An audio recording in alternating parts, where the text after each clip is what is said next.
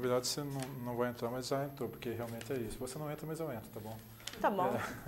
Porque na verdade eu já passei por caso na família de uma pessoa doente, meu pai até, né?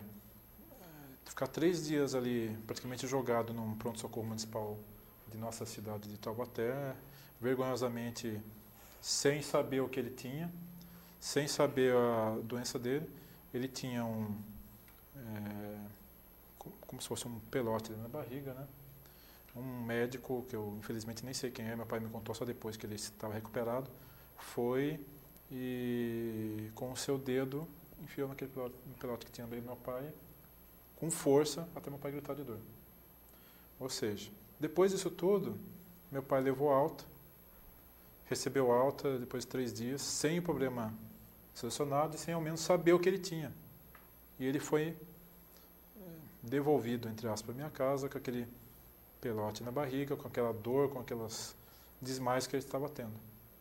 Entende a situação? Sim. Daí nós pegamos meu pai, ele chegou em casa e já desmaiou. Pegamos, levamos para um médico, até gostaria de falar publicamente sobre ele, que é o Dr. Hugo de Domênico. É um senhor com 97 anos de idade, o médico com mais tempo de exercício de medicina no nosso estado. Ele nasceu em 14, ele foi em 32 estudar no Rio, em 36 se formou, em 37 fixou residência e clínica médica na cidade de Taubaté. Ele com as suas próprias mãos, com delicadeza, com toda aquela coisa própria de pessoas de paz, de Deus, ele viu o meu pai ali, conseguiu apenas com suas mãos saber que se tratava de um tumor, falou que não podia dizer se era benigno ou maligno, falou que mas provavelmente seria um benigno, deu uma carta de internação urgente, daí voltamos meu pai no pronto-socorro até que ele foi para a cirurgia. Ou seja, se fosse um caso mais urgente, meu pai tinha falecido. Meu pai tinha 87 anos na época. Bom, Veja que situação, né? Só um comentário para ilustrar a entrevista, né? Sim. Que para você ver a incompetência por qual minha família passou nesse pronto-socorro municipal de Taubaté no ano de 2009. Eu acho que existem profissionais de todos os tipos. Nesse caso, especialmente, eu já acho que já faltou com respeito à própria dignidade humana. E aí eu volto a insistir naquele ponto. Na realidade, a população, de uma forma geral, não tem conhecimento, fica lá esperando a boa vontade do Estado na prestação desse tipo de trabalho. E, na verdade, o Estado é a obrigação do Estado. Então, nesse caso especificamente, se você estivesse socorrido do judiciário, certamente seu pai não teria passado por isso, teria conseguido uma internação de imediato. Sim. Agora, Leila, assim, qual que é o procedimento que a gente tem que tomar? A gente está lá com esse problema na família ou conosco mesmo, estamos lá em um atendimento inadequado. O que tem que ser feito na hora? A gente vai no advogado, vai no Ministério Público, só para a gente realmente pautar, né? O que deve ser feito para resolver essa situação. Cada caso é um caso também, não sei, né? Cada caso é um caso, mas normalmente você deve procurar um advogado, a OAB, Defensoria Pública, o Ministério Público. De preferência um advogado, né, para me dar lucro, mas tudo bem. Ah, sim. Isso é muito bom, né? E para poder te dar lucro melhor, com o que a gente vai ter que ir munido nas mãos? Eu vou ter que pegar documentos no hospital? O que a pessoa tem que levar até você ou até outro advogado? Fazendo parênteses da brincadeira aí, na verdade, de dar lucro, porque na verdade a gente faz esse serviço até de uma forma de prestação de serviço público, normalmente a gente acaba não cobrando nada nesses casos, até porque é urgente. Mas nesses casos, vamos lá, o caso de uma internação. Você tem que acabar levando um laudo médico, precisa de uma internação, um comprovante que não se tem condições de pagar, e os documentos pessoais, e como eu falei, procurar um profissional da área jurídica e ingressar com uma ação de imediato.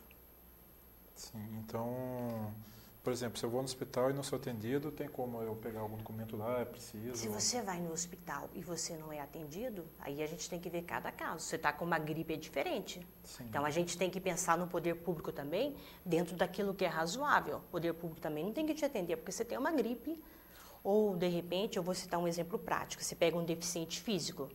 O deficiente físico, ele tem necessidade de uma cadeira de rodas. É lógico que o poder público tem que dar aquela cadeira de rodas para ele.